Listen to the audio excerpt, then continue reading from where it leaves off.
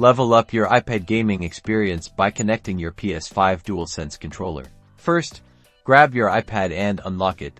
Then head over to the Settings app, tap on the Settings icon within Settings, scroll down and select Bluetooth. Make sure Bluetooth is toggled on. You'll want the switch to be green now.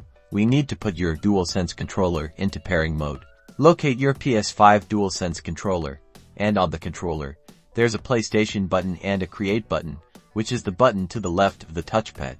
Press and hold both the PlayStation button and the Create button simultaneously until the light bar on the controller starts flashing blue. This signifies it's in pairing mode. On your iPad, watch the available devices list in the Bluetooth settings. Your DualSense wireless controller should appear. Once it shows up, tap on it to connect. After a moment, the controller should connect, and the light bar on the controller will likely change to a solid color. You are now connected. You're ready to game. You can now use your PS5 controller to play games that support controllers on your iPad or enjoy remote play from your PS5 console with precise, familiar controls. Happy gaming! Don't forget to like and subscribe for more helpful tips.